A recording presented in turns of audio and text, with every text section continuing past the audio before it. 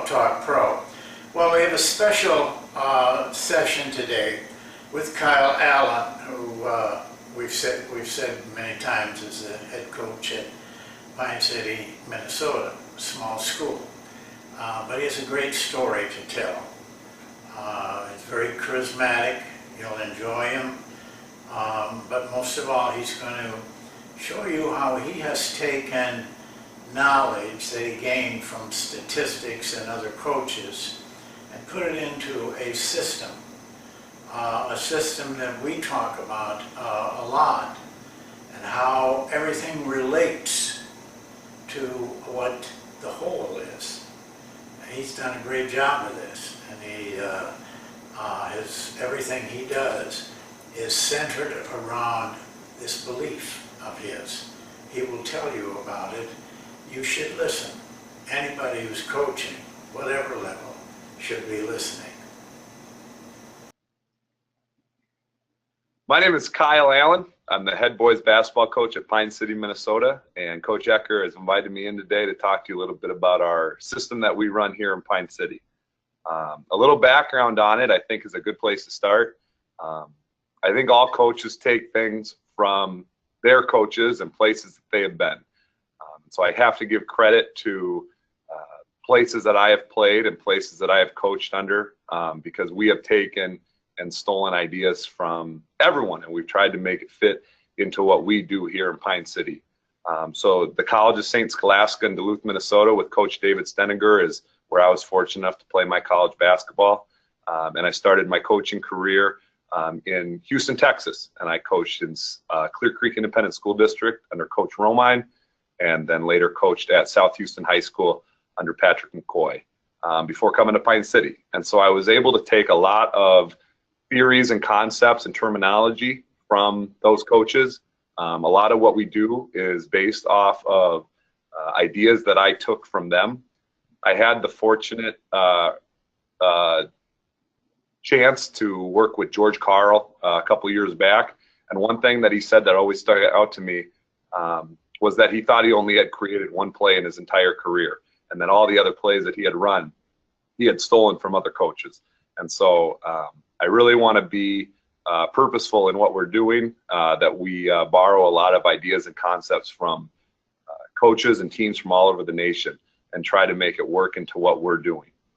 The light bulb that went off for me was a chance that I had with Jack Taylor. Jack Taylor owns the NCAA record for most points in a game. He played at Grinnell College, and Jack and I went to the same high school. And so when Jack was playing at Grinnell, he was nice enough to invite me down to learn what they call the system. And so I went down to Grinnell College, and I stayed with him for a couple days, and I got to watch practices, and I got to watch a game, and I got to sit in with the coaches and watch film. And it was great to me to be able to have that opportunity to see something that was different, and to see something that was having success on the floor, but it was done in a different way than anything I had ever imagined. And so what I took from that was the idea of purposefulness and the use of numbers. And so here in Pine City, we've tried very hard to be very purposeful in what we do and to back up what we're doing with numbers. So we've taken their system from Grinnell and we've added it to all the arsenal that we already had, and we've tried to make that be something that is putting out a good product on the floor. So that's kind of where we came to this idea of our Pine City system. Now, when we do this, I think it's important to state that it's based on our personnel to a degree, and it's based on what we believe in as coaches. So we have certain concepts that we try to stick with too, and we try to use, again, purposefully is a word I'm going to use a lot. And so I don't know if it's something that can be done anywhere and everywhere, but I think it's something that you could take from, and you could use parts of it or concepts of it and implement it into whatever you're trying to do into your system. So we've tried real hard to get that in here. Now, the theory behind it started with getting kids to like basketball. When I took over here at Pine City, we went 5-22 my first year. We went 7-20 my second year. And here in Pine City, we're a small high school in between Minneapolis and Duluth in Minnesota. We have probably about 100 kids a grade, maybe a few more. And we compete with hockey and wrestling.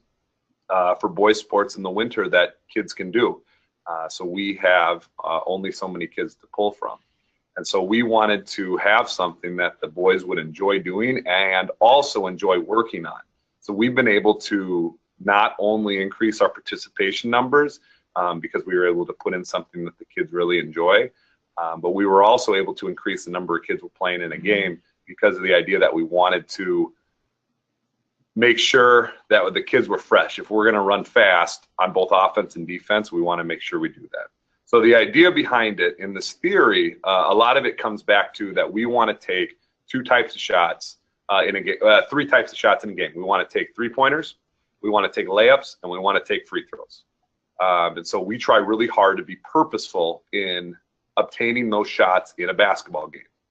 Part of it is statistical. We think that a three-pointer is worth more than a two-pointer, and so therefore you have a wider margin of error when taking a three or a two. So we can shoot a lower percentage from three-point line and score more points because you get the extra point. So 2 out of 5 threes equals 3 out of 5 two-pointers. Now, we don't strictly shoot three-pointers. We want to shoot a lot of layups as well, and we want to really get the ball to the rim. So we want to attack as much as possible. So with the layup and the three-pointer, we feel like it gives us spacing on the floor. So if we can space the floor and spread the defense out, we feel that it not only opens up the three-point shot for us, but it should also open up the layups or the attacking to the rim as well. Now, when we do this on offense, we do it both the half-court setting as well as in transition. And so we try really hard to, again, attack the basket in order to either get a layup or shoot a three-pointer.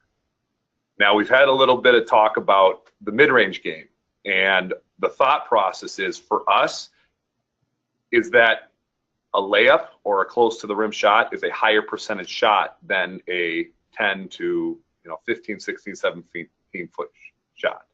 And so our idea is that we can attack the rim knowing that we can either take a layup or hopefully we have the ability to kick it out for an open three if we can get the defense to collapse and or rotate. And so we run this theory against both man and zone. And we use different ways to try to get that. Now, we use stats in our program a lot, and we stat everything. We keep over 100 stats. We keep stats in practice. We keep stats in games.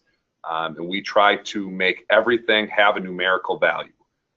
We want to keep it as black and white as possible, and then we want to let the stats kind of speak for themselves in terms of what we're doing.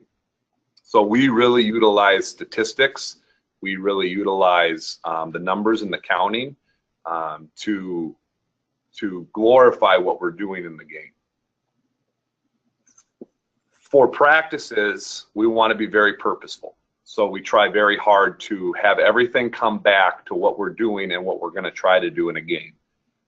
So we're going to try to simulate and create instances where the boys are practicing what it is we want to do. A great article that I once read said that you can only be good at so many things, and you can't be great at everything. And so we have taken that and we have chosen what we want to try to be great at, and then we practice those things, and we are all about repetition. Everything we do is about doing it as many times as possible. So for us, we try to put that into both practice situations so that we're more ready for a game situation.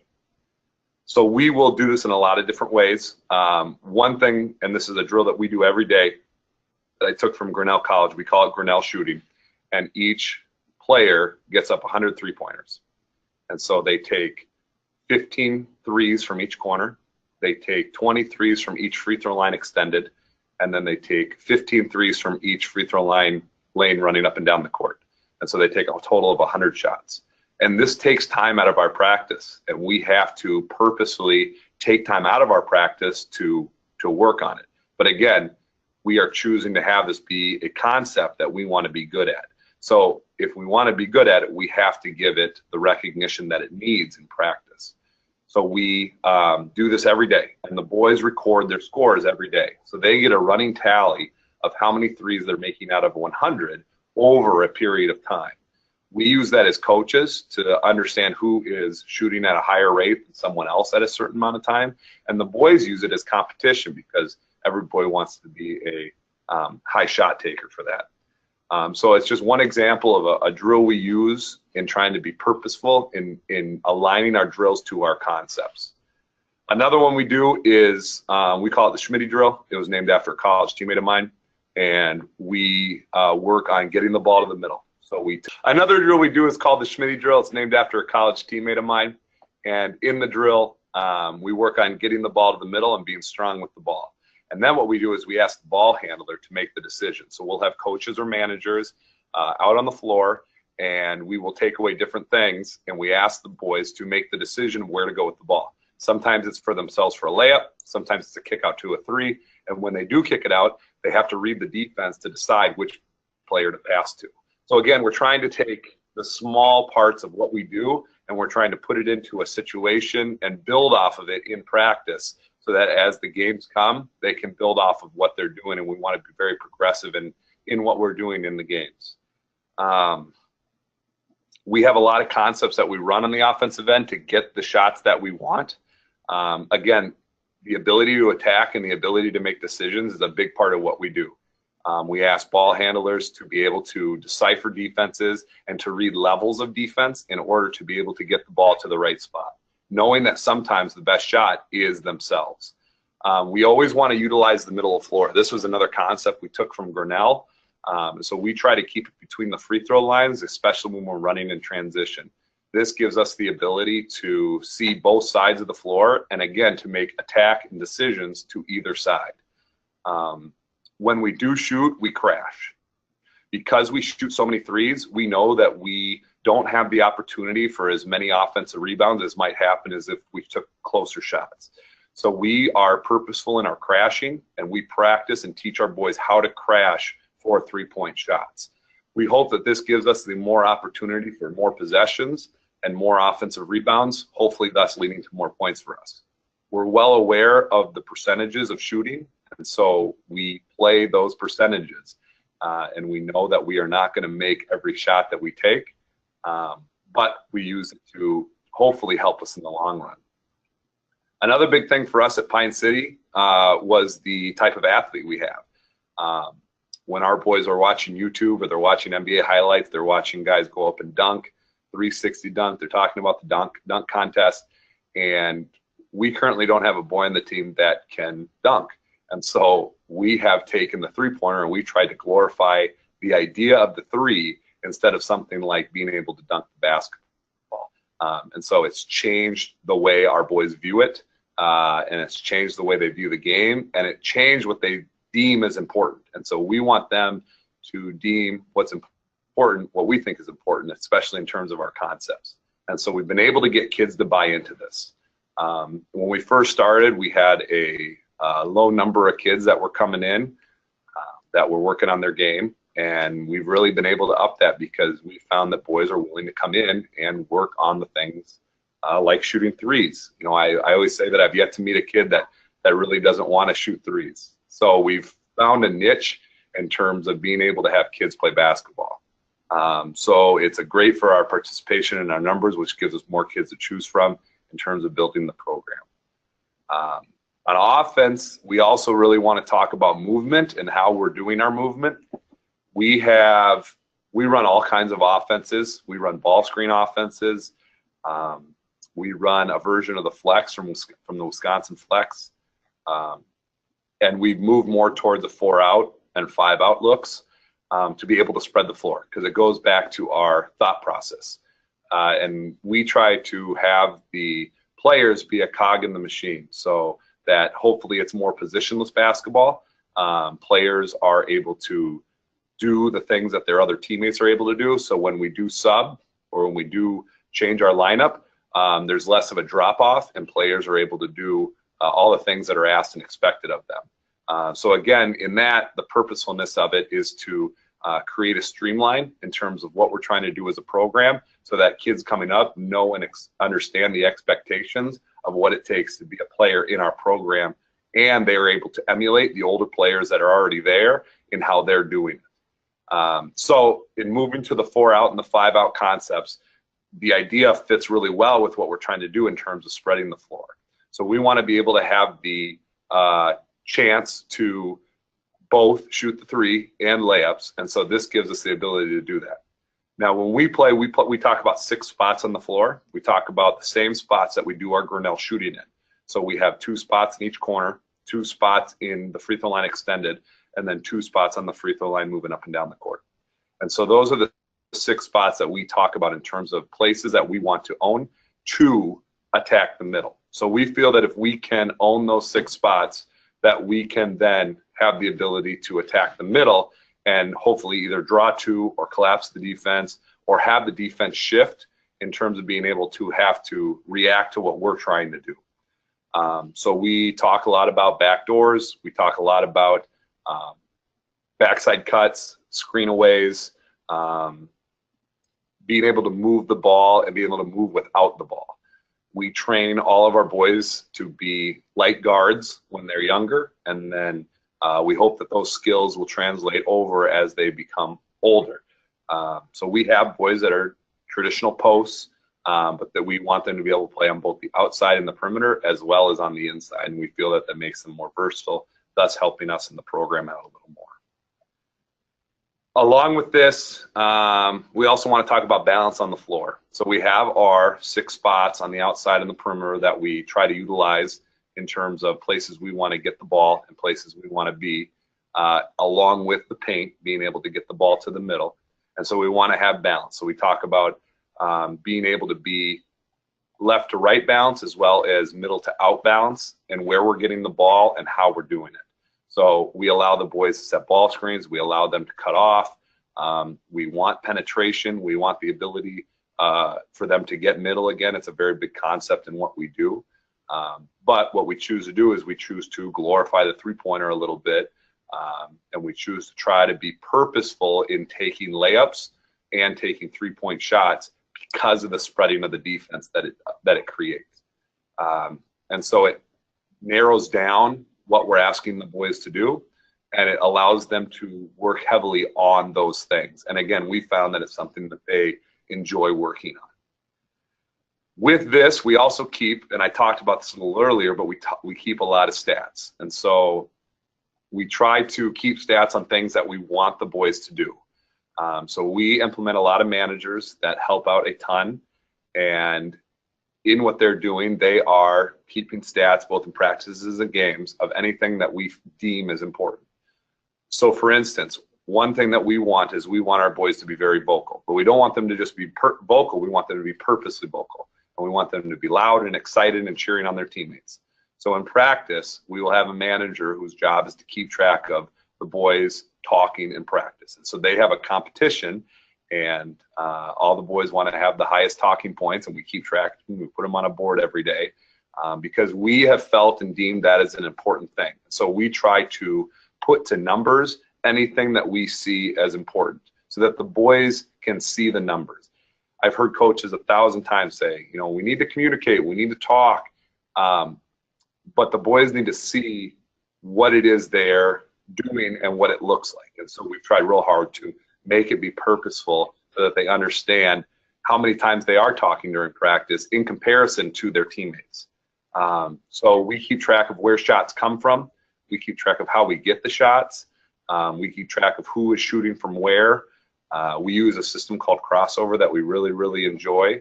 That has helped us a lot with that. And so that has been a big part of what we've done and continues to help us as well. We also use the shooting machine, the gun, and we use that almost on a daily basis as boys are continuing to find ways to work on their game, and again, in the concepts that we deem as important.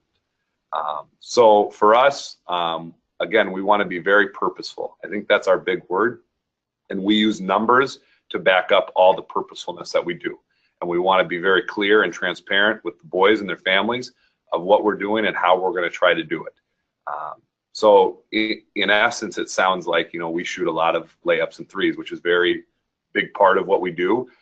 But everything that we do on the offensive end, in terms of our drills, in terms of what we ask the boys to work on, in terms of how we create these shots, we hope will translate back into what we're doing on the offensive end in terms of trying to create those two shots. And in that essence, we're hoping that they create space on the floor and play to the strengths of our boys. So we hope that that is a continued success here at Pine City in everything we do. We also use our defense to help create our offense. And so we want to, again, have everything be intertwined in what we do. So we want to play a very fast-paced game on both ends of the court, and we want our defense to lead to our offense. So we want to, again, play as many kids as we can because that will keep us fresh. So one of our goals is we want to be a very deep team. So last year we had a rotation by the end of the year where we had 11 guys playing in varsity minutes in every game. It's really hard to quantify some of the stuff that we want to do, and so we find different ways to do it. So when we talk about success, one of the success items we want to have is we want to be deep. And so we talk about being able to play X number of players in a varsity game. So like I said, last year we were able to play 11 players by the end of the year in a varsity game. We felt very comfortable with that. So we have this pre-deem before time. So being able to run the floor and do this, we talk about playing defense to be able to go play offense. And so we want to be chaotic. We want to deny passes when we can. We want to try to create chaos so that it leads to the transition. So again, we want our defense to lead to our offense. So if we are able to create a turnover, we are able to get a defensive rebound, we're able to force the team to take a shot that we deem as a success for our defense, and we're able to push it in transition and offense, that's a win for us. And again, we talked about moving the ball up the middle of the floor, giving us the ability to get to the spots. So our creator or our point guard knows to go and get the ball, and his job is to transition us from the defensive end to the offensive end. Everyone else has this job in terms of getting to a position on the floor, and we talked about those 6 positions, and we want them to get to those positions to set themselves up in a position to score. And so again, if everyone's on the same page and everyone is heading towards the same goal and knowing how we do it, we hope that those ideals will lead to what we're trying to do on both the defensive and the offensive end of the floor.